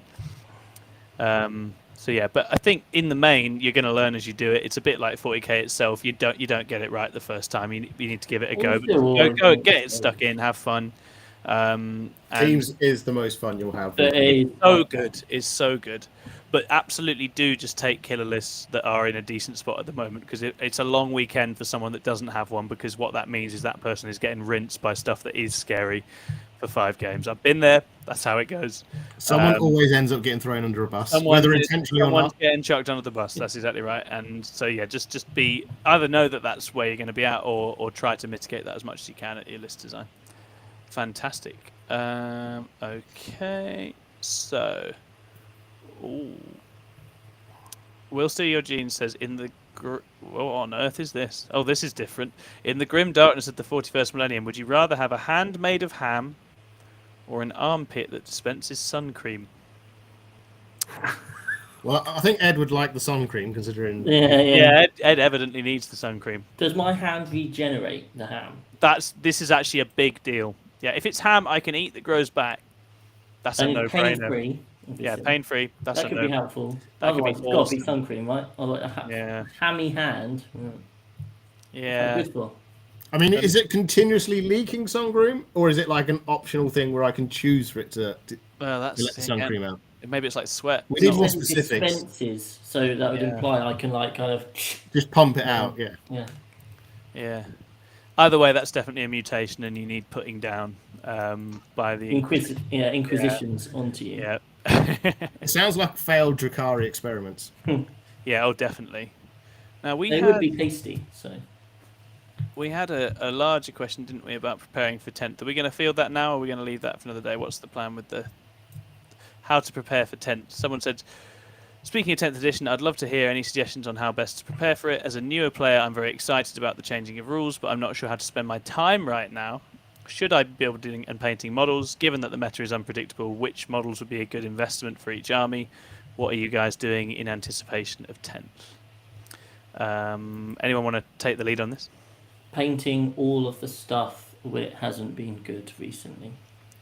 Painting all of the stuff that you own that you haven't painted to this point. That's also very good. Just get around to all the stuff that you've not got around to. Really. I probably wouldn't be buying anything. Until this point. I probably will, but you should. But you shouldn't. Do as I say, not as I do. Exactly. Yeah, that's correct. If you're coming at it from a point of just joining into the hobby and you want to start, I don't think you can probably go wrong getting a combat patrol box for the army of your choice. Yeah. It's probably a safe bet. You're always going to need HQs of some variety. You're going to need troops, generally speaking. Hopefully they'll become relevant again. They're trying to push troops. They try to push troops every edition.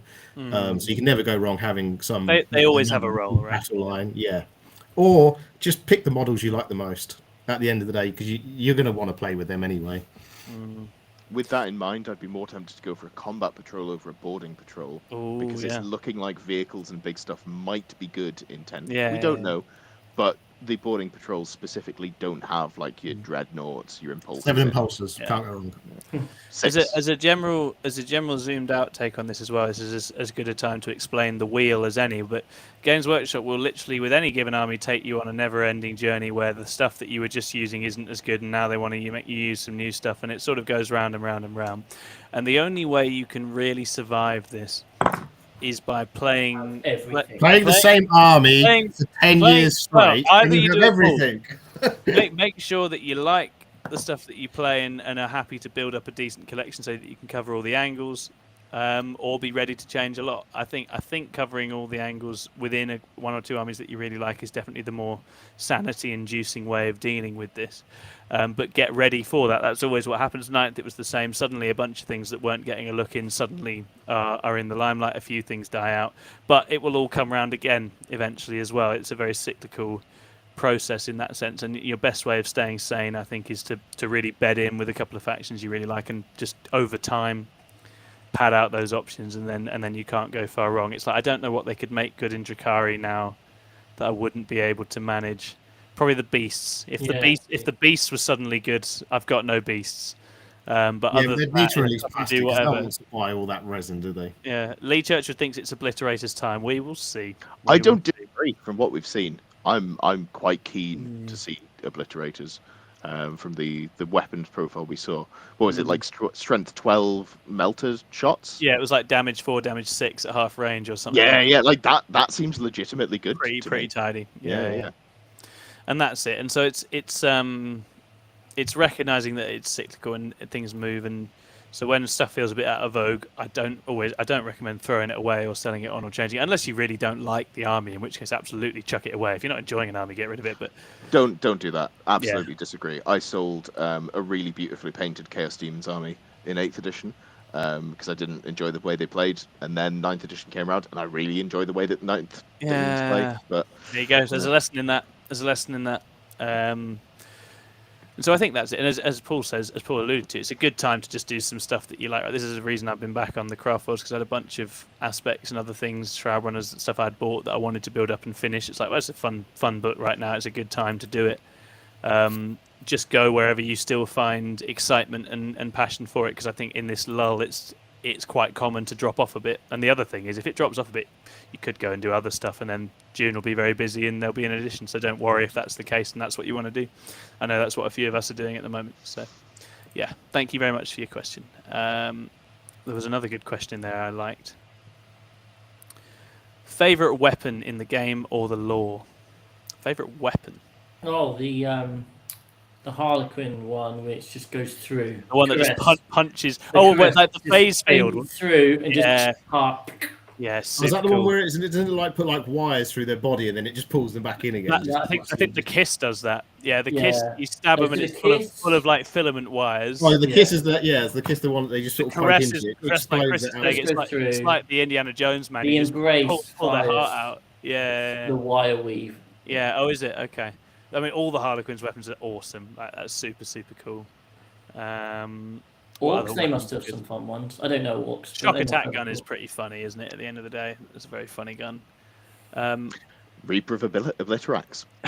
Pre-nerf, because it turns your Flyrant into ideal with any problem. Great.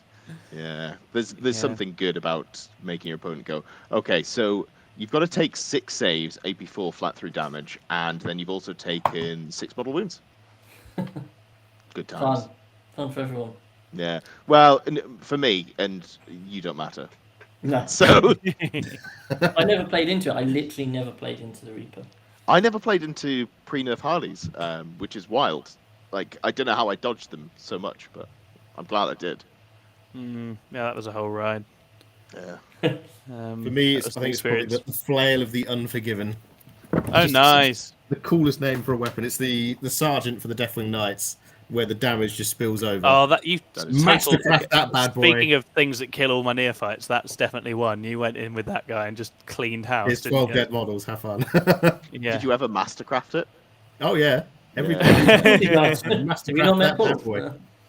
I've only played him when he's been playing meme lists, like deep striking an entire army of Deathwing Terminators and going for 6-inch charges. +3 to charge and advancing. Yeah, Greatness. that was horrifying.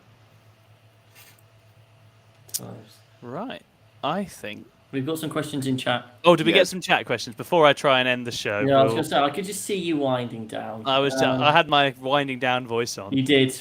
Yeah, we know it well. So Simon Harris asked a question to me saying, what does Corn need to do in 10th? Massive character in the lore on the longest coffee break ever. His model is insane also. Oh, okay. the basic issue with the current AdMech list is you can get your buffs so much cheaper elsewhere, and they do exactly what they need to do. Like obviously the AdMech is a huge amount of moving parts and buffs, so there is absolutely no reason. Like if on my go turn I'm hitting on 2s and I'm re-rolling 1s to hit and wound from one character, I don't need Cool to be telling me that I get to re-roll everything. So I think he needs to give something to the army that I can't find elsewhere at an efficient cost. So I want him to be able to give out 8 different buffs for 8 different units that all do different things that you have to track throughout the whole game. I would then take him. But only do that on 5-ups, and you have to roll for each of them each So turn. because then we're not going do it. away from characters buffing units that they're not in, mostly apart from big leaders, he might actually have a place because you can't. Yeah, exactly. You know, just one HQ, sit him in the back and go, cool, this unit gets fired up the board now. Yeah, well, hopefully he's not going to be locked to Mars, because that was the other annoying thing with him. I reckon he'll interact with CP and in the way that those kind of commander general types do. I think they'll give him some stuff like that makes sense. It would be nice to have him interact with like a vehicle or a machine, but also with a troop unit, like a couple of little things to just make him feel like that kind of, you know, overseeing. I imagine he'll get function. the following theme where it's 3 auras, pick one in your command phase, as the other commanders all seem to be getting Gulliman, Abaddon. One of which will be here is a strat that you can use for 0 CP. That seems always. very thematic. That's in vogue right now. One of which will be an offensive buff, and one of which will be a defensive buff. GW, just live a little. Just make him a melee blender. Why not? Just Give him something. just absolutely go to town. Yeah. Let's have him like Drazar, but with like spindly spider legs. I was thinking, give him the rules of the succubus. Yeah, I just want him absolutely going in, advancing and charging like absolutely 15 punching inches, something then into the 2d6. sun. Yeah, why not? Like, I think he's due an edition where he could do that. It'd be funny. I'm well up for that. Yeah, he's not seen any play this edition. No. Playing. He saw all of the play last edition, so he did. You know, mortal wounds go burr. Yeah, I don't miss. He is one that makes list. sense in a detachments rather than sub-factions world. That frees him up a bit to be involved, so it's cool. We've also got one from Gail Maris. What's one stratagem you are going to be sad to lose? Sad to lose. We don't know what we're losing yet. Yeah, but let's just assume that all the big ones are gone. For me, I think let's assume they're gone. Let's assume they're all gone. The Dark Angels one where it was first rank fighting. It was very specific. Yeah, but you when it do did love come that up, one. It Yeah. So annoyed me. annoying. It's horrific. That. So annoying. I do love that strategy. It definitely will go now, but low key my favourite one, although it never worked for me at any point, is We Have Come For You. I love the Night Lords Can't Fall Back one. Like, that is so fun. At the right moment, that's just hilarious. But you do have to get there in order to trap them in the first place, and that's something I never quite managed to do. So I'll miss We Have Come For You. That was a good strat. For Admech, auto wounding on force to hit. With Jack said the same thing in the Vanguard. chat. Night Lords no fallback. There we go. Great minds, Jack. Great minds. I think Kareen. Oh, which is Kareen! the strat. Pour one out for Kareen. Yeah, when your vehicle explodes, you get to make a move before it does the explosion, which in theory sounds like you're going to be exploding loads of your opponent's models. In reality, meant that you could play the buggies list without just blowing up your lines and having a chain reaction. Chris, how about fuck Custodes and I just bring buggies? That's surely a list that has play in it still in 9th edition, right? That's definitely because line of sight's dead, and lethality's absolutely jumped the shark. But I could try totally try it. Live a little. We could. If only there was a game that we could play on where we could online. Where we could try it. We could play. Well, you heard it here first, listeners. Maybe Ed will be taking not Custodes. Orc buggies. You'll be taking The Orc buggies. return of Orc buggies. I mean, it's not like I've still even got models on my desk that I miss having to hand. Oh. Yeah, not that I'd be able to use him with a Speedwar list because you can only have one Orc war boss, and it has to be one on a bike or a trike. I'm gonna. That's one thing I would say is I feel like Orcs could really benefit from the way they're looking to do detachments. I think having 3 very focused, very streamlined ways to play Orcs massively suits that range. That kind of is what it has in its soul, really. And having, again, it felt like they never quite managed to get 6 sub-factions worth of interesting stuff going for Orcs. I feel like 3 very focused sort of orky detachments could be really fun. But okay, we'll see. We'll see how we go. We've got one more question. Oh no, hold on. Other questions. Simon Harris is just joining in on the conversation around cool. But Jack Davis Fletcher, hello Jack, lovely to see you by the way. Hope you're well. Says, how's your prep for teams going post ITT? Have you thought about team balance going into Birmingham? I'm not at Birmingham, so I'll let Chris field this. Team prep is me going, team leader, I want to throw a spanner in the works. Let me bring orcs.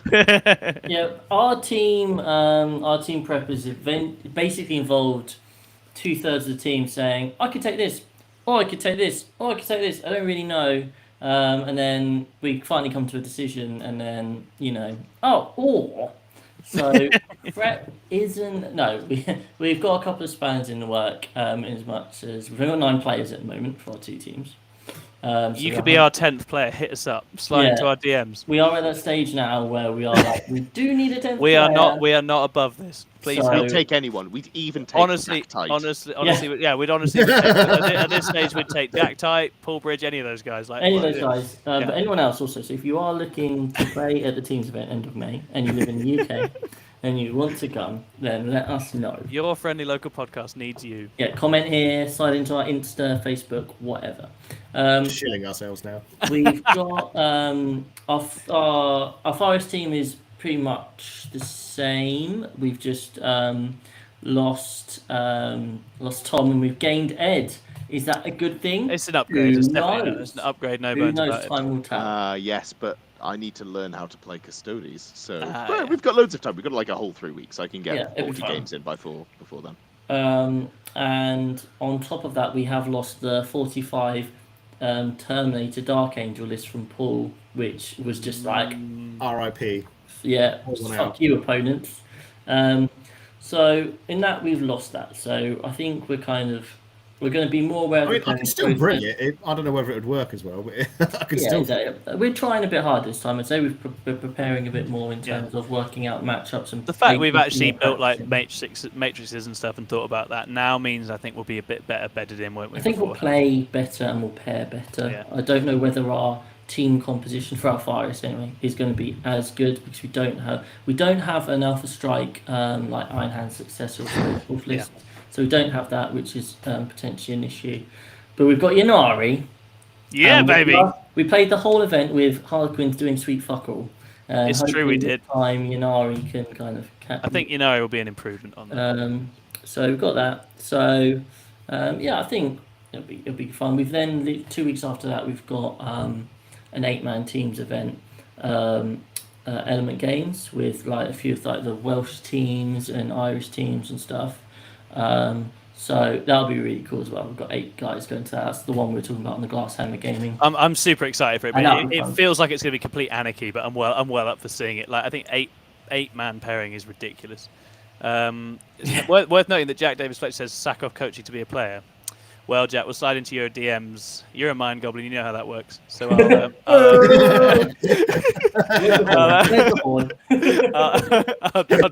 I'll drop you a message later on, buddy. And Jack says you guys are very prepared compared to us. And Jack, I love you, but I would hope so.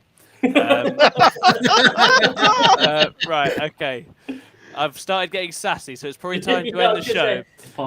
Honestly, very impressed with how many people turned out and all your comments, all your engagement. That's massive. I wasn't sure, this stage of the edition and the lull that we're in, I wasn't sure who'd be here, but it's amazing to have you all here. It's been super fun. Thank you so much, and we'll be back again next week, and we'll let you know how Paul and I got on at Saffron Slam. Be well out there. We'll see you soon. Bye-bye.